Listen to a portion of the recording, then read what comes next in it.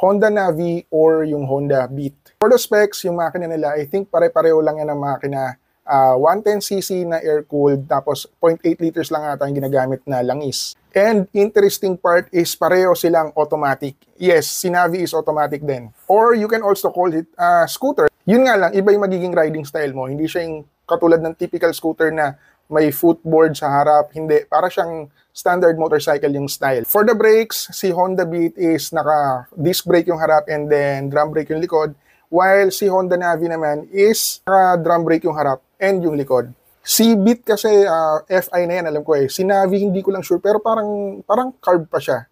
Yung starter, pareho silang may electric, tapos meron din silang kickstart. Sa gulong naman ni Honda Beat, 80-90 yung harap, 90-90 yung likod, parehong 14. Si Navi naman, 90/90/12, and yung likod naman is 90/100/10. For the pricing, nakita ko si Honda Navi, introductory price is around 55,900.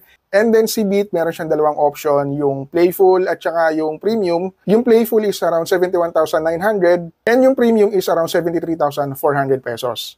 With all that said, para kanino nga ba itong mga motor na to? So for me, tingin ko, si Beat yung talagang dedicated na scooter between the two of them.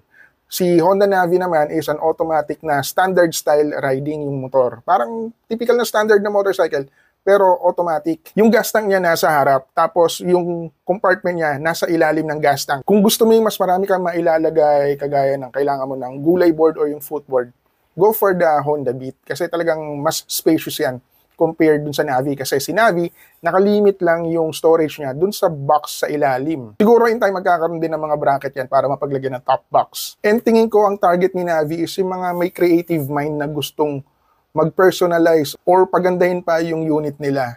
Kasi nakikita ko sa kanya, parang pwede mo siyang bihisan to any type or form of motorcycle. Meron pa akong nakita na parang naka-motard, yung mga ganun, yung mga adventure look, cafe racer.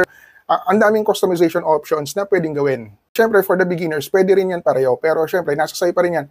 Kung anong taste mo, kung ano mas gusto mo, yung looks o feel nung standard na typical scooter, o yung automatic na parang si Navi na para siyang standard motorcycle pero automatic siya. Sa totoo lang, napaka-interesting talaga nitong Honda Navi. Kaya sana maka-test ride din tayo. And babalikan ko kayo pagka meron na tayong ride experience with the Honda Navi.